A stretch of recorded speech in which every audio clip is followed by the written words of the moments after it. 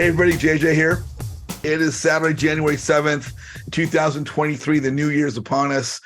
And man, I'm excited. I got so many things going on. I'm building a new house. We got an unbelievable rock star for a guest speaker.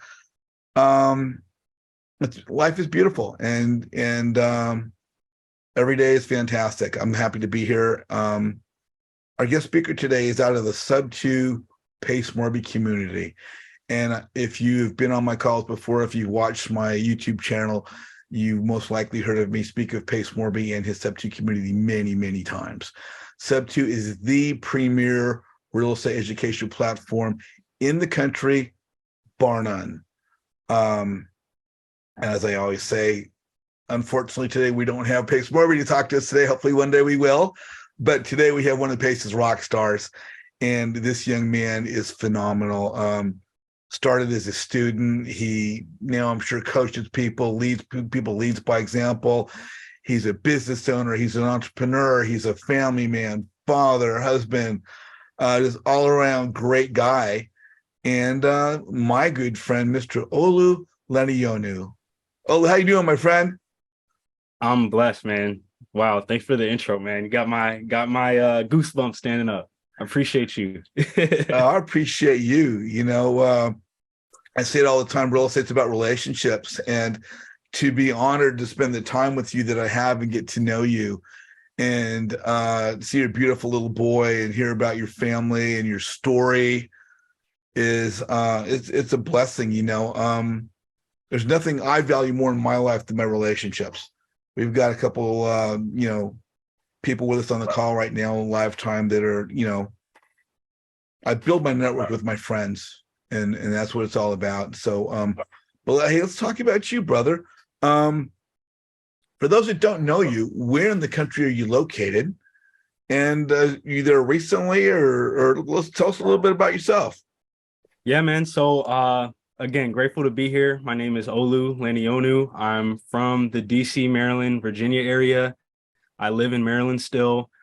Grew up all over the DMV. I also lived in like upstate New York. I went to school in Ohio, which is where I found out about real estate. So yeah, I'm super grateful to be here. Love my area. But my goal is to travel all over the place. You know what I'm saying? So real estate is something that's gonna help me and has helped me do that. So I'm super grateful for this. I think you have a great platform, man. So let's get it going. Yeah, I'm looking forward. You come to California, brother. We spoke about that. Get you out here and rock and roll in the Hollywood Hills. So yeah, you talked about you went to, you know, you were in Ohio. What did you study in school? Did you study real estate? What was your thing? You know, what's your academic background? We spoke about that, you and I, a little bit, but for the folks that don't know, what was your background prior to getting into real estate? Yeah, man. So for most of my life, I was like the school kid. Like I did good in school. I was always studying. You know, I was on track to get a scholarship. That's what my parents always told me. And, you know, that helped steer me, helped guide me. I went to different schools. I ended up going to Case Western out in Cleveland. And I started off there as an engineer because I was like, hey, man, apparently engineers make a lot of money. I want to be a mechanical engineer, make a lot of money, maybe help build spaceships or something like that. And so that's kind of the path I was going on, was in like science and tech and all this sorts of stuff. But then when I got to college, I just had like this kind of feeling like I don't really know if I want to do this. I started looking up, hey, what are people actually doing as engineers? I started looking at what are they doing in their day to day. And I was kind of, to be honest, a little disappointed for me personally. It wasn't something that like was super attractive to me, but it was something I was kind of guided down my whole life. And I actually followed this guy on YouTube. I'm pretty sure his channel name is like Engineered Truth or something like that. And he had a guest on one time, and the guy was talking about how he makes $10,000 a month from doing like 2 hours of work a week. And I was just like, this is impossible. Like, there's no way this is possible. And honestly, I never would have watched the video if it wasn't from his channel.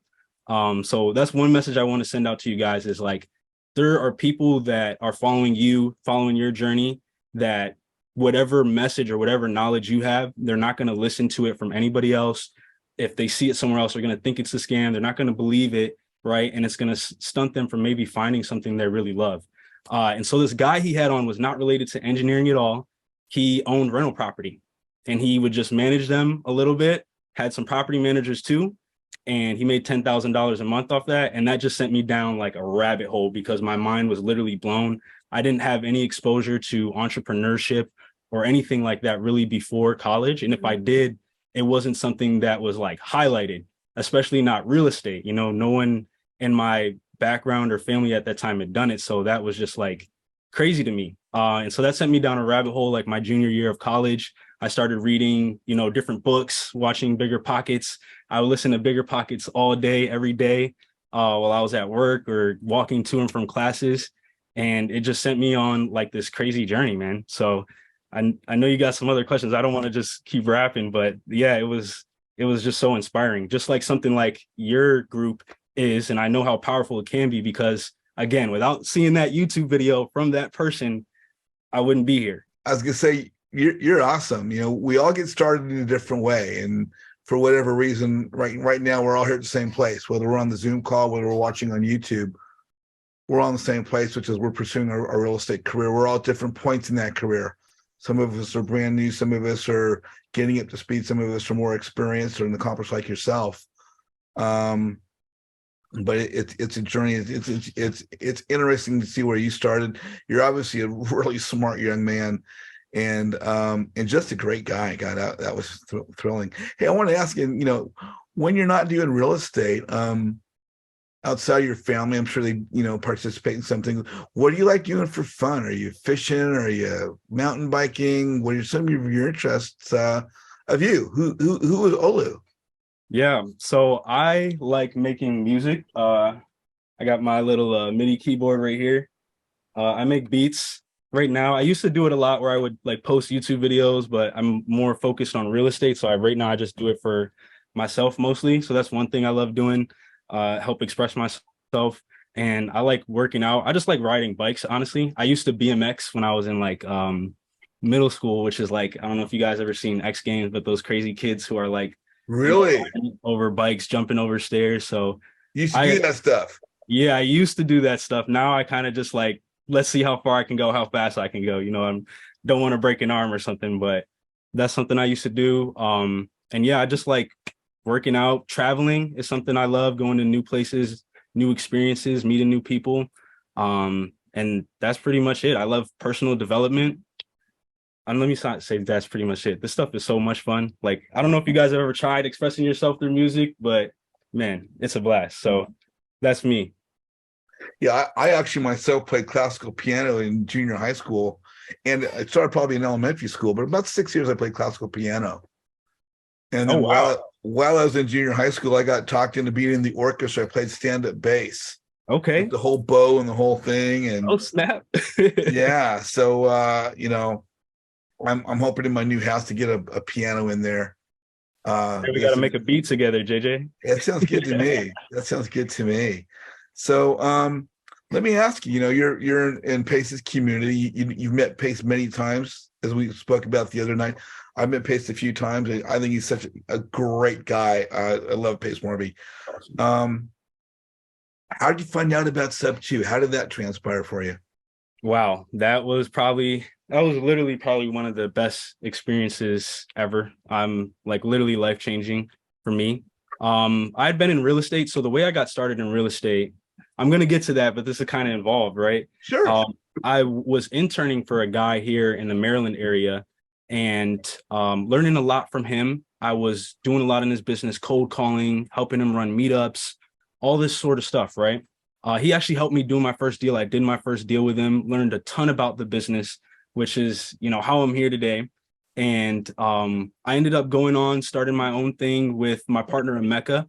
And we were just starting out, still cold calling and stuff ourselves, literally still pretty much brand spanking new. I thought I knew a lot, but I didn't really know a lot. And we saw Pace. We were in this free group. He was doing all these 24-hour lives and, you know, just posting all this content that was just so valuable and life-changing, stuff that you wouldn't see unless you went to seminars and stuff or, you know, other events and paid meetups, which I got to see from squatting up and learning from other people who are already in the industry. But to see him just giving it away and just going live for 24 hours, man, we saw him coming out with the mentorship, the Sub 2 mentorship. we're like, it doesn't matter what the price is, like the value is there. It's an investment in ourselves, and we're just gonna dive into it. So again, it was from him just sharing what he knew and delivering a message that, he could deliver to people like me and other people that are in here. And so that's inspiring me to, deliver my message out there and share my story. Yeah, Hopefully, no, that's awesome. So, how many people were in sub two when you jumped in? How long ago did you get in? it was June 2020, and I think there were like 150 people in the group at the time. Wow, pretty big. Yeah, a little bit different than today. Yeah, it was definitely different. So now, in your time in sub two, I guess you've traveled for a couple events. Have you been to Phoenix? You've been to Arizona to any of the Paces gatherings over there? Yeah. And I think that's a big part about like networking and squatting up and just like teaming up to shortcut your journey is going to those events because you meet incredible people there. The first event I ever went to was in Vegas at the MGM. It was a Tony the Closer event. That was when I was first getting in. Met a bunch of people there that I still talk to today. I'm pretty sure I met Fade. He's a sub two student through one of those groups like that. That was the first event. That was in Vegas, and then after that, I went to a mastermind about a year or a year and a half after I joined Sub 2. And it was out in Phoenix. Got to meet Pace, got to meet Jamil at their office.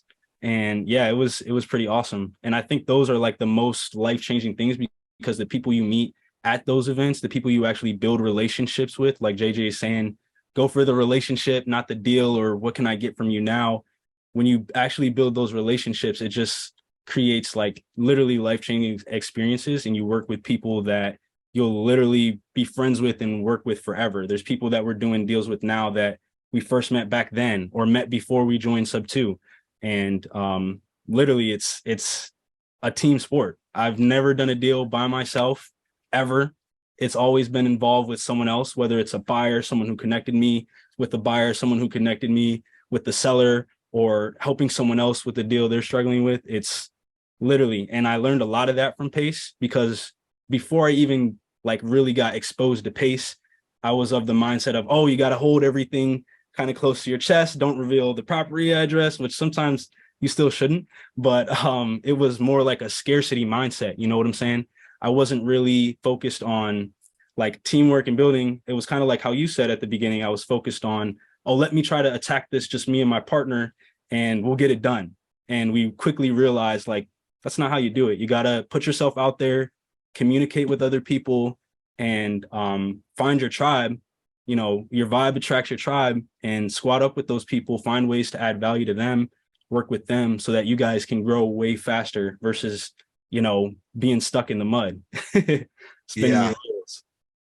Yeah, we definitely grow faster with the assistance of other people, and that also helps us to alleviate mistakes and Mm-hmm. avoid hurdles that might trip us up. Because Yeah. yeah, so your topic today is teaming up to shortcut your wholesale journey. So I guess you've been doing a little. So is wholesaling something you've been focusing on? Yeah, 100%. That's how I got started in the real estate. Because again, college students don't really have a lot of money. So, when I found out about what that guy was doing with the rental properties, I had to find a way to get in. And wholesaling is a great way for anyone to get in. Well, not anyone, there's different avatars and stuff. But for me at that time, someone who had more time than a lot of money, and I was willing to work. I was, fresh out of college. It was perfect for me. And um, as you got into sub two, then you started wholesaling right off the bat, and just started working with other folks. Did you find that we're talking about joint venturing or squatting up to make that transition happen? How is the blend of doing the transaction itself and building your network? How did that go hand in hand? Was it something that you learned right off the bat to JV, or because I know Pace talks about that frequently, squat up, squat up, squat up, Mhm. or was it something you kind of implemented because you found that you're focusing on the deal for what was your path in that regard? Yeah, so it was actually part of the way I started. So like I said, I started here in Maryland, working for another investor. I was cold calling. The first list that I cold called for him was a probate list. And I literally was on the phone on Mojo Dialer all day, every day, dialing through, found my first lead. The guy's name, I don't know if I should say, we had a similar name, so it was kind of cool. My name is Olu. His name was Ali. And we bonded over that. So again, you want to make friends with your sellers and again, go for the relationship, not the deal. I went for the relationship, got to go meet him at the property. It was his dad's property. My mentor at the time went with me there, helped me walk through the appointment. So I'm already JVing here, right? I didn't buy the list. I didn't do all that stuff. I just squatted up with him and he helped me lock up the contract. Got it at a price. He said, okay, next we're going to take this to the title company and take it from there. So literally JVing was a part of my first deal. And it's been a part of every deal since, squatting up. And over time, like I thought that, oh, you can do this by yourself once you've got a couple of deals on your belt. But what I learned is like to squat up with more people and to work with people on different deals, it just expands what you're doing. And over time, with the different transactions we're doing, like we did a novation. Me and my partner didn't know how to do a flip or a ton about contracting and stuff like that when we first did our novation. But we found someone who had done a lot of flips. He was a general contractor. So we're like, hey, let's JV on this. We found the deal. We structured it because we know about creative financing.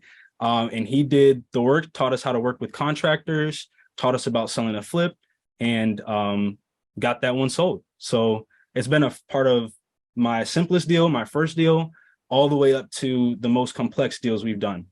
And I think it'll be a part of every deal we do forever, honestly. So now that was 2 years ago. The first deal I did was 2019. So that was 4 years ago now. Okay. Yeah. I know as I got into Sub 2, and there's a number of acronyms and different types of phrases and vocabulary that they utilize there. They talk about the avatars, things of that nature. But I know when I jumped in, they were talking about the different roles. And a lot of us jump in there by ourselves. I'm going to get into this. And then we find out, well, there's an acquisitions manager, and there's a dispo manager, and there's a transaction coordinator, and there's an integrator. Oh my God, what's an integrator? There's a visionary. What's a visionary? We've all got eyes, but these are the different types of things, that roles that can be incorporated into the process of putting a team together. Yeah. And sometimes in the beginning, people might be doing everything themselves, but then they'll find the necessity to maybe bring on someone to be their acquisitions manager, or bring someone on to be a dispo manager, or Love Francis. We've all heard of Love Francis in the Sub 2 community. Munif Saz's beautiful wife. She's wonderful. She is a highly, highly regarded transaction coordinator. When you got in, we're starting, did you have a leaning towards one of these titles? Did you find dispo easier for you? Acquisitions? Were you an integrating guy? What did you relate to as you got started? Yeah, so I related to what they call a direct to seller visionary. So that means I'm thinking of the vision for the business, doing a lot of relationship building, and we're also direct to seller. So I was on the phone with sellers, negotiating, closing, going on appointments, locking up deals. So direct to seller visionary or closer. And that was the one I gravitated towards. And I was lucky enough to be able to partner up with people like Emeka or my other partner, Shad. And those guys are super good integrators who do a lot of other stuff that I'm not the best at. I couldn't do without them. And frankly, they do it way better than me. So it's changed the game, but that's the avatar I lean towards, just because I like working with people. I like building relationships. And I just found I was kind of not naturally good at it because I had to practice it, but it came to me and it was fun learning it. Like when you find something you're good at or something you want to work towards, you accept, hey, I might suck at the beginning, like with beats. I knew I would suck at the beginning, but I was just like, hey, I like this. I'm committed to getting good at this. And I just went full on attack at it. And so that's how it is. The book Traction really changed our business because at the beginning, my partner and I, like we said, we started off just us. So he was cold calling, I was cold calling, he was lead managing, I was lead managing, stepping on each other's toes. But when we read that book and really understood, hey, what is a visionary?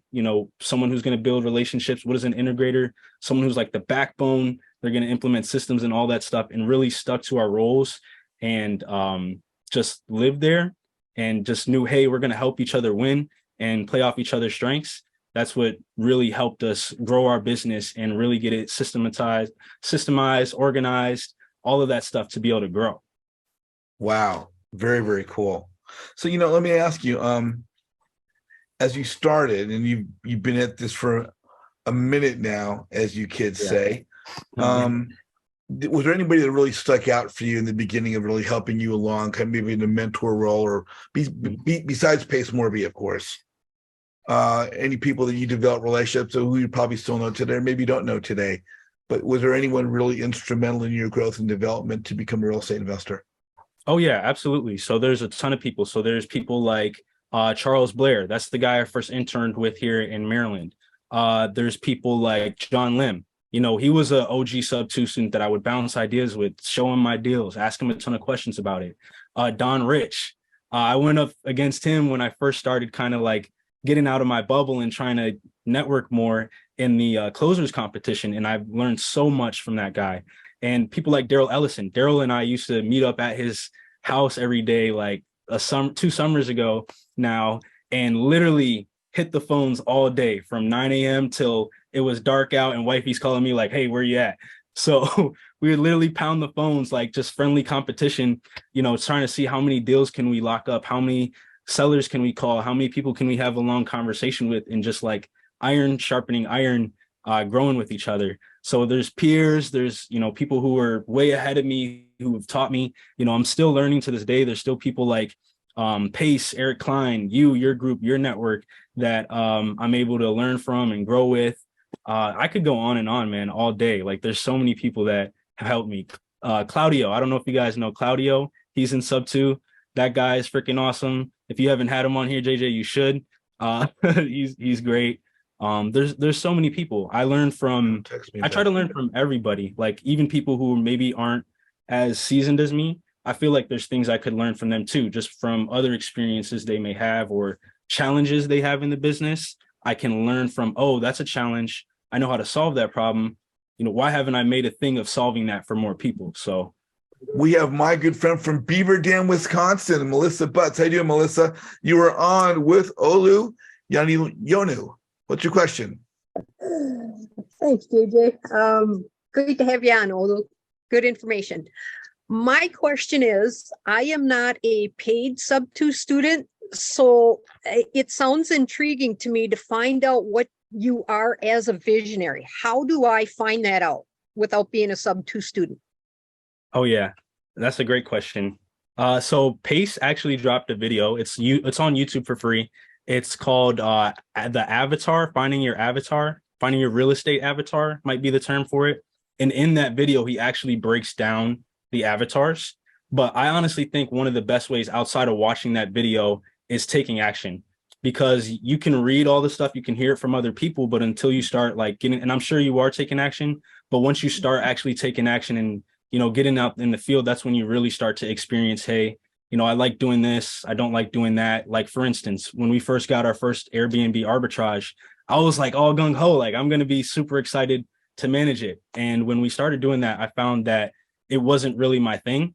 I much rather like talking to the person, building the relationship, getting the deal in place. And then my partner was really good at like structuring the management, setting up the systems and just saying, hey, Olu, go knock this out. And we would, knock it out together. So I think watching that Zoom from Pace and then just going out there and taking action to figure out what you do like and what you don't like doing. And then watching people who are doing the things you like doing, seeing, hey, what do they do on a daily basis? What are some of the things they talk about, some of the challenges they go through, and kind of, learning from their mistakes so you don't have to take that time to experience them is a thing that'll help out a ton. Thank you. Great information. Melissa, Yeah. Great question. Thank you so much. Good to see you. Mr. Cam Adesanya. Cam, you are on with Olu. What's your question, brother? Hey, what's going on, guys? So, I'm a wholesaler for Mass. Still kind of, learning the game, getting through my learning curves. So I just wanted to know, well, it's kind of a two-part question. Like, did you start wholesaling, or like you just was cold calling for your, let's say, mentor?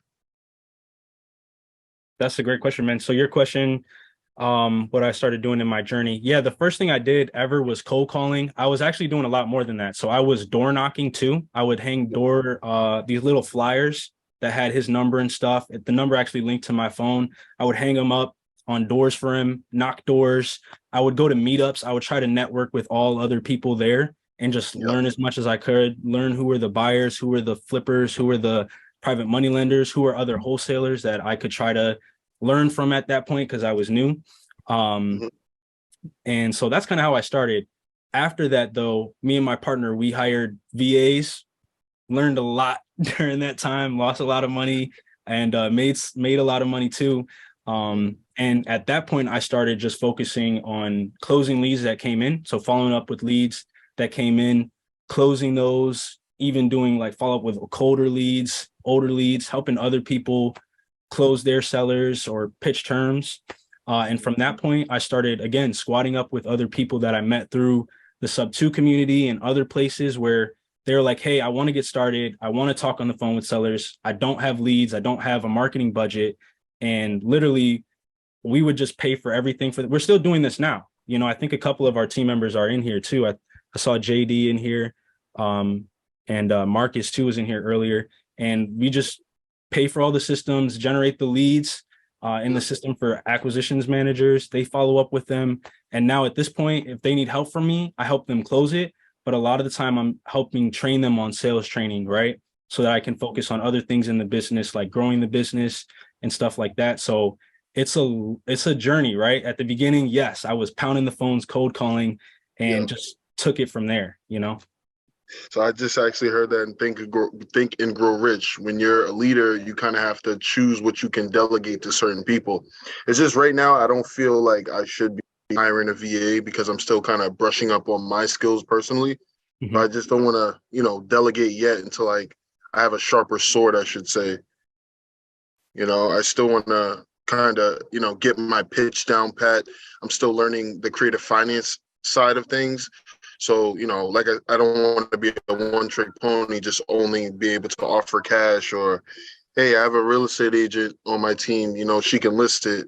Or, I just want to have more tools in my toolbox, and I don't know why. I just always felt like, what's it called, batch leads? I feel like they're selling people the same thing. So I just been more inclined to like, I'd rather just, do the drive for dollars. I have my REI Pro. So, I'll structure my lists in a certain way, whether it's like, vacants with high equity in Middlesex County, So I'll try to do it that way. I just been so skeptical of the sites everyone's using, but I'll try it.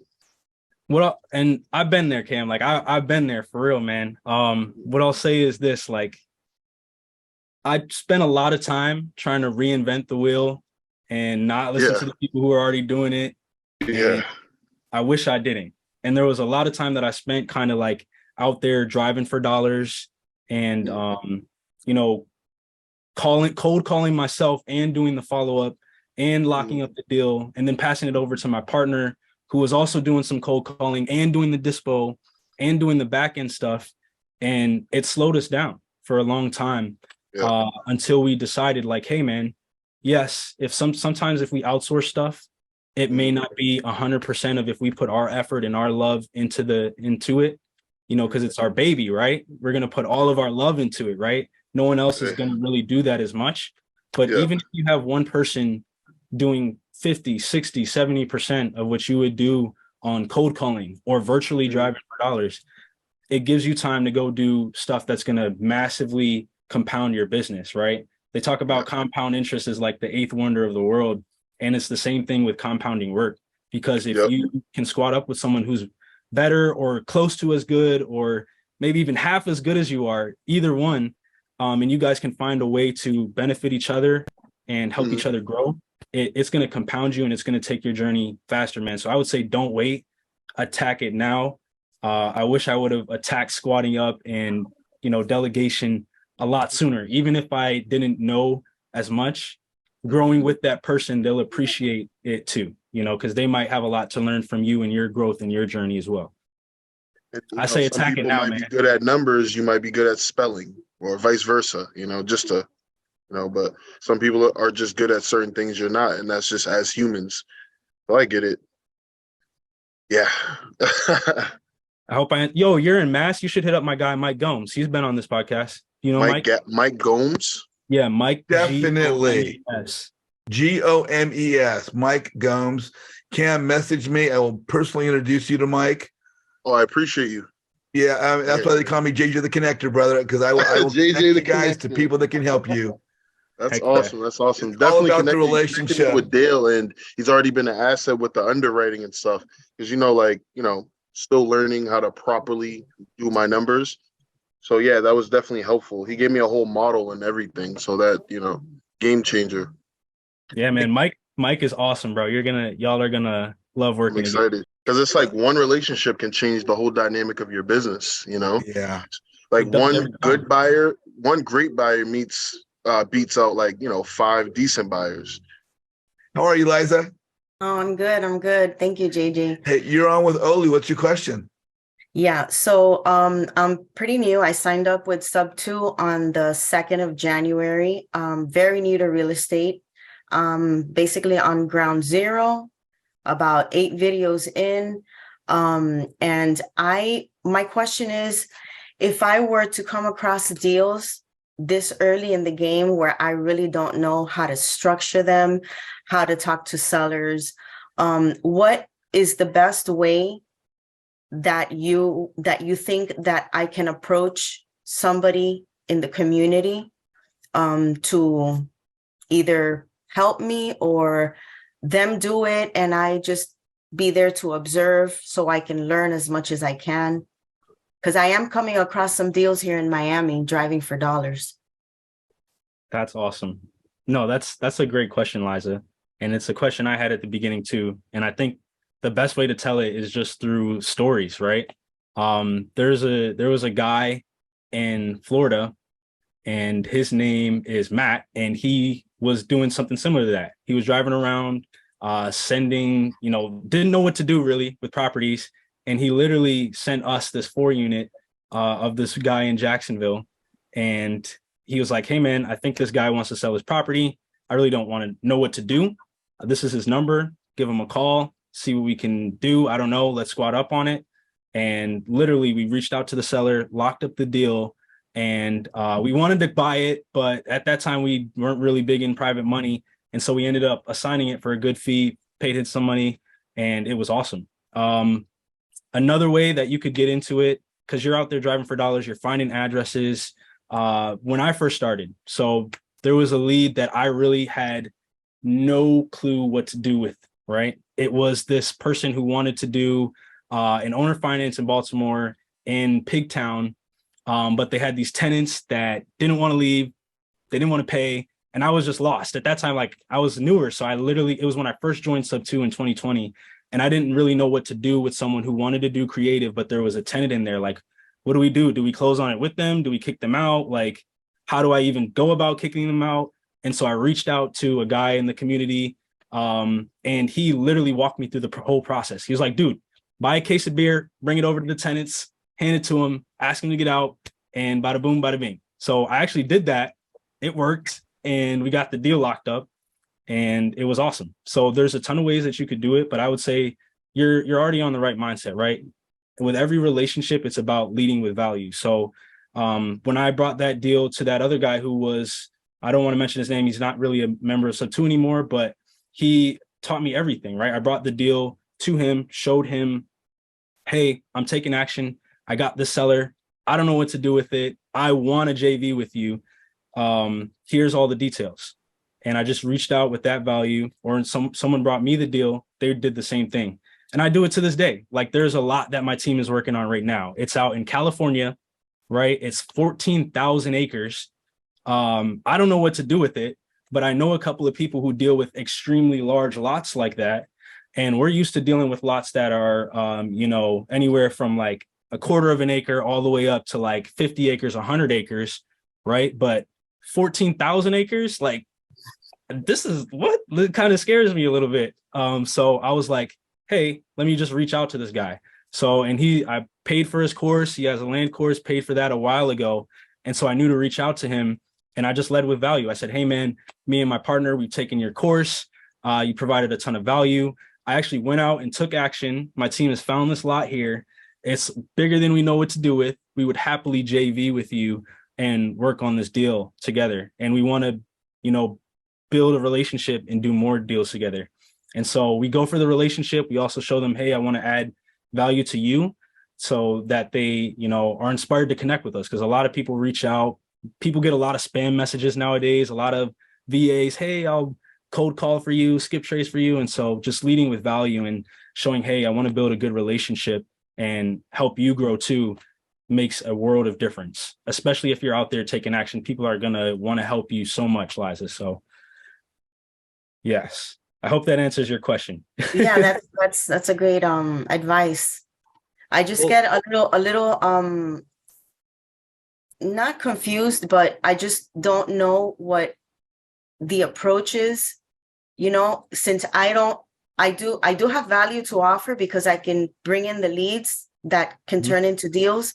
But aside from that, like, I'm still learning. So whoever JVs with me would be doing it all while I'm just standing on the sideline watching and learning. Olu, So I don't know. Jump in on that for a second. If I could jump in on that for a second, well, Liza, in order to get people to help you, they have to know who you are. I say it all the time as far as our group. People help people they like. They cannot like you until they know you. Now we're talking about social media. Maybe we're talking about Sub 2. There's 7,500 students in the group. There's a big page of a bunch of people. If you're not visible, they cannot know you. Mm-hmm. If they can't know you, they can't like you. Yeah.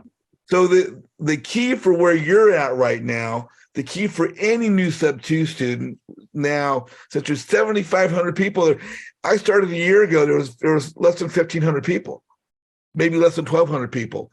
Is it more difficult to meet the rock stars today? Yes, it is. There's so many more people. Is it more difficult to be visible today? Yes, it is. There's so many more people.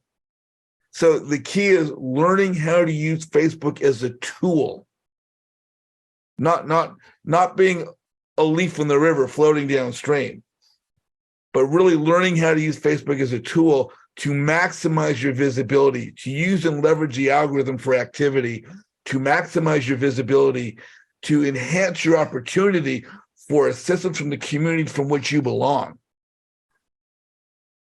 And until we, as new investors, utilize that tool to maximize our visibility, we are just another leaf in the river going downstream.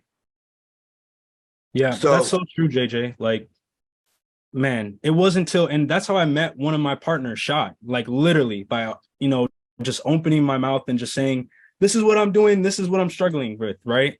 Making posts in the group, just putting myself out there is ultimately how I found, the answers I didn't even know I needed for a lot of stuff, right? It was reaching out to people, making posts, showing people what I'm doing, showing my journey. I guarantee you're already a Sub 2 student.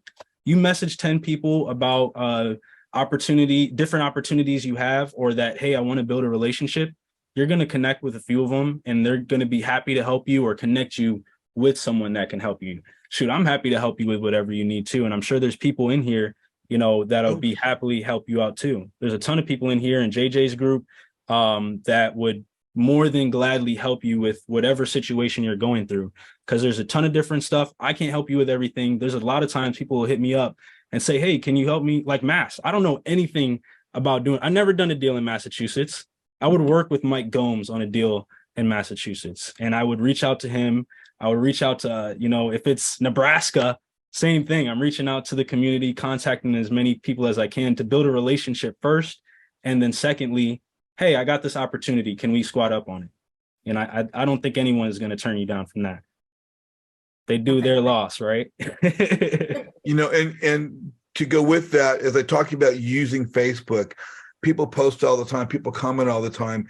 And if you see 5 posts and they're just words, the value of your content is not enough to make people stop and read your post.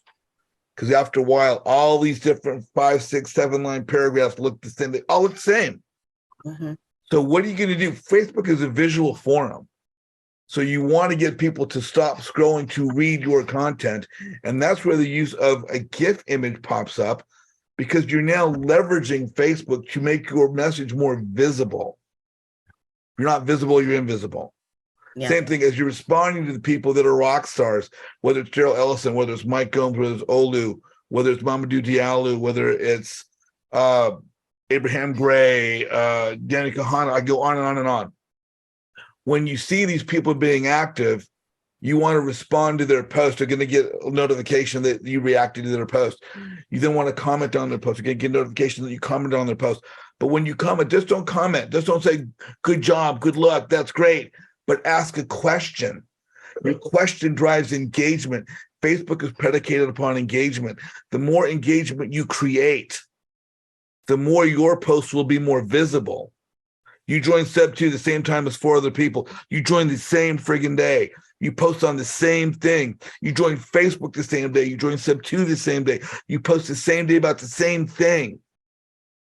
The one of the 5 of you is going to get the most traction will be the one that has part of that will be the number of friends you have within the group, but also will be your score in the Facebook algorithm for activity. If you're not active, if you're not engaging people, you're not going to be as visible as the person right next to you that started the same day, joined Step 2 the same day, posted about the same thing in the very same minute. So it's learning how to use that, which if you want to connect with me at a later time as part of my Facebook 101, I will help you learn that for free. I do not charge for anything I do to help people. Thank you. I appreciate that. So we'll connect you. So did that help answer your question? Yes. Yes, it did. Thank you so much, Olu. 100%. Mel Washington, you are on with Olu. What's your question? Olu, great to have you on. Thanks for the knowledge. I want to know, what's your vision for 2023? Where do you see yourself, kind of going throughout this year? And then if you would, maybe kind of a longer term vision, kind of that 3 to 5 year vision you might have. And do you look that far out? No, that's a great question, Mel. I appreciate you asking me that question. So my goals for right now are based a little bit off of what we've done, but also just growing to where I can see our potential, where we already have the systems and everything lined up, and growing into that.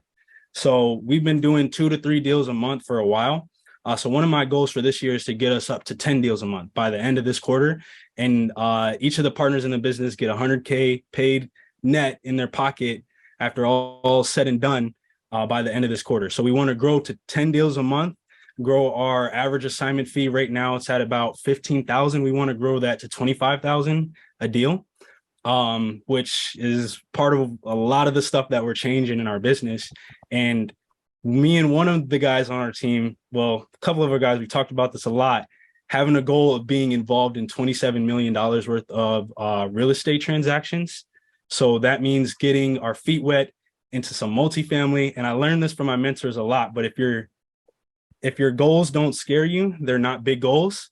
And so you guys can see, like, I'm confident, I'm ready to go. I'm ready to attack it. We're already well on our way.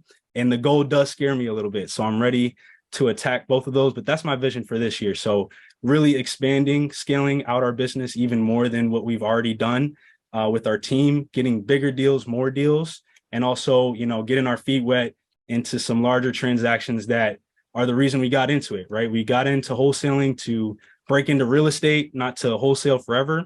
And so we really want to be involved in more holding. Got our first 3 properties this year.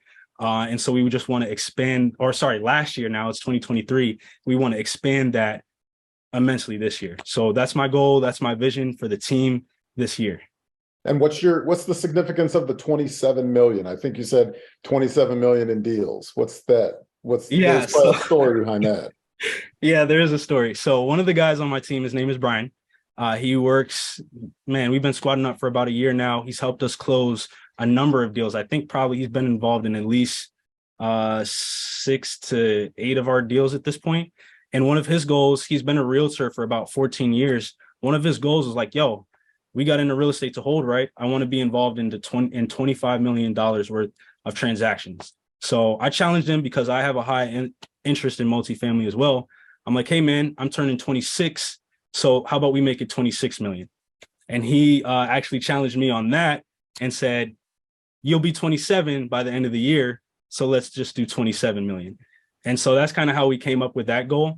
And for us, it's pretty feasible because if you think about it, one, we're already doing real estate transactions with single family homes and up to 4 units residential with deals that are anywhere between 100, even 600,000. So there's a big chunk right there. But also with getting our feet wet into these bigger deals, 16 units and stuff like that, some of them are 10 million a piece.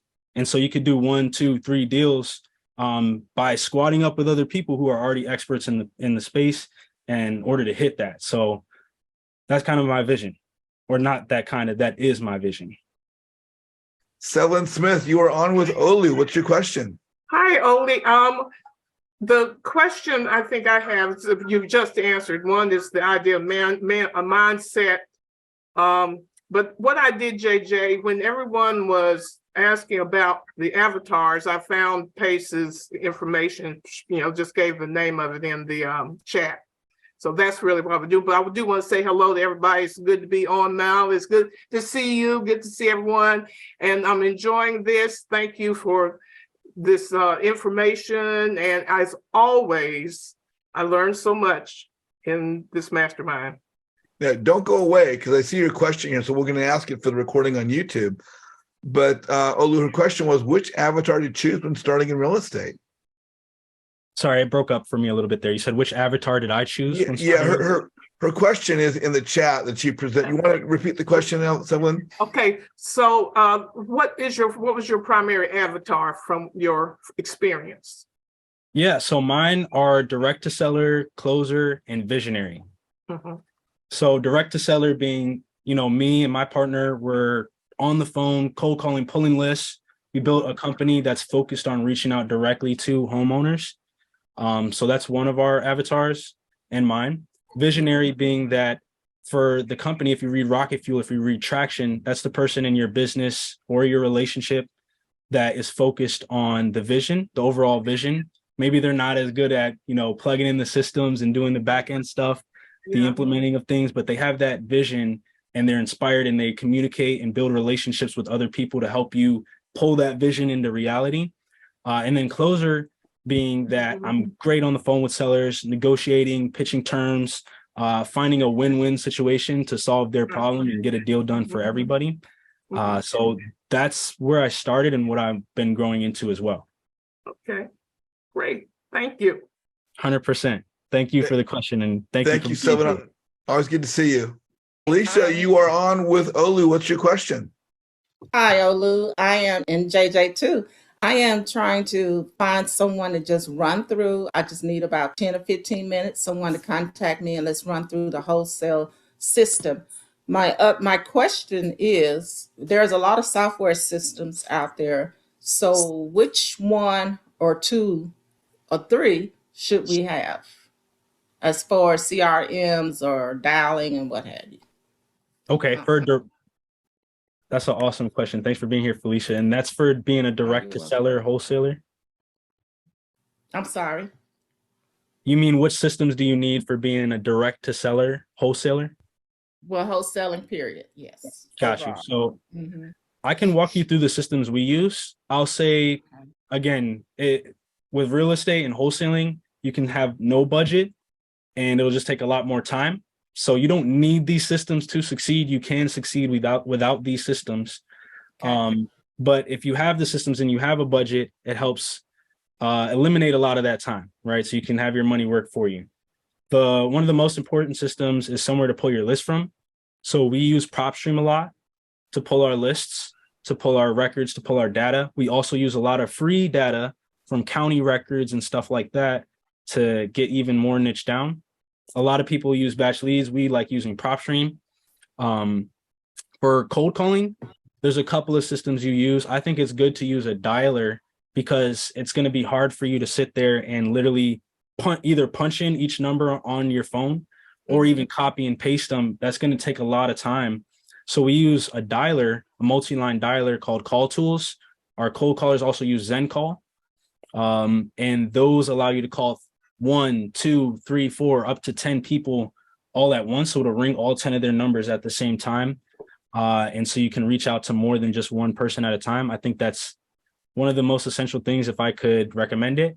And then another thing that's absolutely necessary is something to manage your customer relationship. I've seen people do this on a piece of paper. Now it's not the most organized, it's not up to date. I've seen people do it in Excel, right? We use Podio. And we also have another company that we use called REI Sift just for organizing it better and getting way niche down. But for the most part, where all our leads live, the addresses, the statuses, how we follow up, how we create tasks, even send contracts out directly from it. We use Podio for that. Now there's a bunch of other tools that we use. Yeah, ZenCall is XEN. It's a ZenCall, XEN. There's a bunch of other tools that we use, but those I would say are the bare bones ones that are going to be super great for you. Some other ones we use are like Landglide. That's for like driving for dollars or stuff like that, virtual driving for dollars. We use Smartphone as the lead management system for following up. We also use Investor Lift. That's for dispositions. If you guys know about Investor Lift and what they got going on, awesome system. And man, we use the power of teamwork. Truly, that is one thing that just powers the business, is the power of teamwork. That's why we're here today. And yeah, so I would say those are the biggest systems. When I say the power of teamwork, I mean finding people in places. Like one of the rock stars on our team, her name is Zinni. She might watch this video. So shout out to Zinni. We love her. She lives in Nigeria. Me and my partner have Nigerian roots. She lives there and she is literally the rock star of the team. She helps the business run, does so many things, writing up contracts, the back end of it. So those are a couple of the systems that just help us make it happen. Okay. Well, I appreciate it. And I just have to say, I love your skin. It just glows. Thank you so much. I appreciate You're it. welcome. Okay. We just have the best looking guest speakers here. Thank you so much, Felicia. The Justin Kremer himself. How you doing, my friend? Good, JJ. Thanks for having me, and thanks for Olu. Thanks for what you're doing, man. I appreciate it. A lot of really good information, and I see you all the time in the nightly dial too, by the way. So awesome stuff. Yeah, I actually had a question. I have a deal potentially on the table right now in Augusta, Georgia, and it's kind of get a little tricky, and so I'm definitely going to need help on it, right? So I found someone to give me that's willing to help me, and he's actually got some pretty good ideas on what to do with it. I'm curious what your process looks like about getting like upfront contracts, because I don't know this person very well. He's a sub-2 student, but I don't know him that well. I'm trying to create a relationship with him. But when you're bringing a deal to the table and you're going to be JVing with someone, do you still just kind of use this Pace's JV contracts and get an upfront contract before like any information is divulged, like the address, that kind of stuff? Man, that's a really awesome question. We do use Pace's JV contract. There's different levels to what we use it for though, right? So we try to be flexible for anyone and everyone's needs. In a situation like that, where you don't really know the person a ton, even if they're in sub-2, I think it's always great to like have like an upfront contract. Hey man, I want to work on this with you, or hey, I would love to work on this with you. Let's squad up. I really just want to make sure that everything's on the up and up, that we're transparent, like, and that we can get this done, and just kind of go about it with an abundance mindset way. Yeah. I think always having, if you don't know them though, I would always say just get at least a simple JV on paper or non-disclosure agreement if you can, if they don't want to, if there's not enough there to sign a JV at first. Those things help. But there's also times where I'll work with people, like there was a guy the other day, like he's in California and we were working on this deal that looks like a creative commercial opportunity out there in a market that he lives 15 minutes outside of. And so I really wanted to get his perspective on it and see if maybe he knew a buyer there. And I trust this guy. I met him before, but I've never done a deal with him. I haven't really talked to him like a ton, but I just knew I could trust him. And I had that, like, I've seen him in other places. I know who he is, you know, that sort of thing. And so I was comfortable just sending him the address, right? Without a JV, just to ask him, hey, what did you think? I even shared the file in Podio, so it has the seller's number and stuff there. But I just trust him enough and have like the upfront agreement, verbal agreement of kind of what's going on the up and up. But if I didn't know the guy, if I never seen him before, or if someone doesn't know me and they want me to sign an NDA or a JV, I'm completely fine with it, you know? Yeah. All right, cool. Yeah. So I'm probably, I mean, I don't want to drop names or anything, but he seems to be a good dude, and he seems to have a pretty good reputation. So I'm not super worried about it. I just don't know him well enough. You know what I'm saying? Like, Mhm. so it's like, I don't want to come off being like sounding like kind of a, this is what I feel like all newbies feel like. It's like, I don't want to sound like an asshole, you know? And it's like, well, but this is, you're trying to develop relationships, but this is a business. Yeah. And in fact, our good buddy Derek Barton just got screwed over by somebody in sub two. And it's getting posted all over the place. He's a classy dude though, so he's not really dropping names. He may have taken it to the management, sub two management, but he's not dropping it publicly. But Derek Barton's somebody who's got means. He's not going to be as badly hurt by the situation as somebody who maybe would be in a tougher situation in life, right? Like if Right. this person had done this to somebody, who doesn't have means and is really like, dependent on these deals, that could be a huge, we want to avoid that stuff, right? So it's like you still want to be careful, and I just don't know. I want to be just like you said. I love that the words that you use. Like I want this to be on the up and up. I want it to be as transparent as possible. I don't know you that well, but I want to build a relationship with you, and I want, I don't want this to be the only deal we do. I want to do multiple deals, Mhm. right? So it's like maybe put it like that, and then just do like a NDA or yeah. So but I love that. I appreciate that. Yeah, man, get something in writing. Like you don't know them super well, so get something in writing, just a quick JV, get an NDA in place. If you don't know them, I tell a story too. Like I just tell them, like, you want to build a relationship, literally just how you said it, man. I'd rather get a slice of a watermelon than a small little tiny grape. And Yeah. so I just tell them that's the mindset I'm approaching it with, and Yeah. just assume they are too. But Yeah. again, if you don't know them, definitely put a JV, something in place that just kind of makes it clear for everybody. Cool. I appreciate that, man. Olu, on that same note, I came from a real estate education program that when I started, it was 28,000. And I think now it's probably near 35,000, and it will go unnamed as of right now. But I know in that program, there were several people that were students that were not ethical, and they were taking advantage of other students, and the very kind of thing that was just mentioned. What do you think about asking for references from another student or from anyone we might be investing with? I Yeah. mean, we're good judges. Ideally, we're a good judge of people. Each of us, we have our experiences, have our feeling, have our sixth sense. But how often do you, from your experiences, is something you do or that you've heard others do? Is it necessary or is it applicable? Do we ask for references? Yeah, I think 100%. One thing that I always do whenever I'm squatting up or meeting someone new in sub two, you kind of showed it a little bit earlier, but I check out what they've done in the group. I just search their name, even for people joining my team. I just search their name, just try to figure out a little bit about who they are, search what they've done in the group, things that they talked about, deals they posted that they've done, right? And if I see them communicating with someone, if I really don't know the person or haven't communicated or haven't actually seen the deals they've done, I would definitely reach out to someone that I see them communicating with or I think might know them and just say, hey, I don't really know this person. Did you have a good experience squatting up with them? What kind of person are they? And I always think it's good.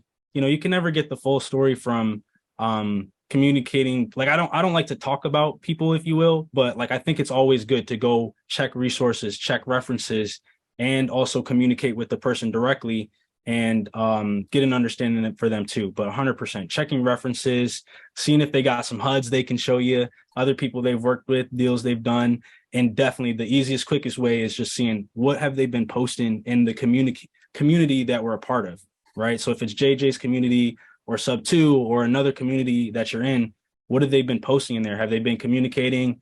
Are they helping other people out? What kind of vibe are they giving off in the group? So 100%. I wanted to ask you, as a real estate investor, successful real estate investor, someone who's highly respected in sub two. My group's a networking group, and a lot of what we've talked about is going to apply to what I'm going to ask you right now. what is the importance for these investors who are experienced of networking as you're jumping into the educational platform of real estate investment? And what is the importance of to relate a little bit to my group, what's the importance or necessity of joining maybe a group like mine to help build one's business? It's a two-part question, but, and again, we've been talking about this most of the call, but to address it directly, what is your perspective of the importance of networking and, to build one's business? Yeah, again, I think it's literally vital. I think if you're not networking, if you're not building out your tribe, people that you can work with, people that you vibe with, you're not going to really get anywhere, right? It's almost like trying to drive a car that doesn't have wheels or that doesn't have, a key slot or a push to start. You can't go anywhere, right? So I think networking is literally vital because real estate is a team sport. As I've mentioned, like I can break down every deal I've done and how I squatted up with someone else in that deal or how I used the relationship and my networking in order to get done. A lot of it in this digital age, we're super blessed. We have tools that people 20 years ago never had. No matter where you're at in your journey is vital. And if you're not doing it, I don't even know if you're really doing the business all the way. I don't know how you would do the business.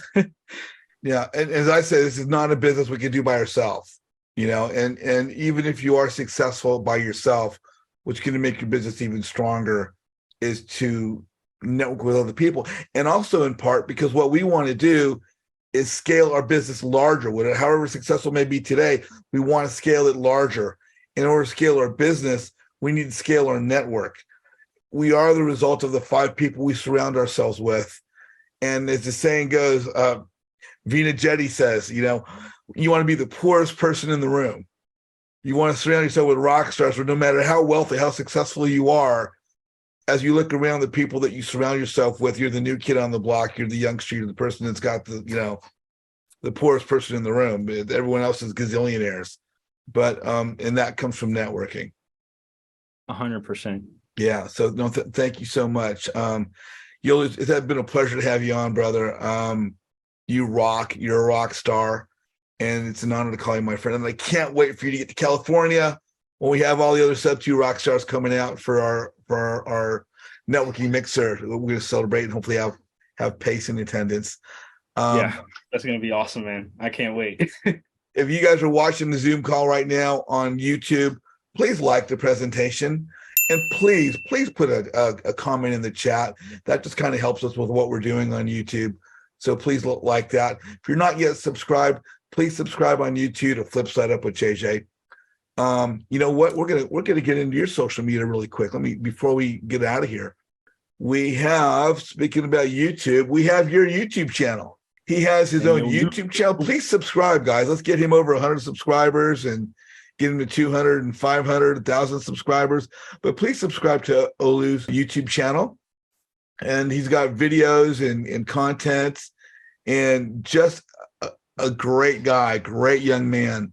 And just like JJ was saying, continuity. My social media is the same on all platforms, TikTok, Instagram, YouTube. That's my handle.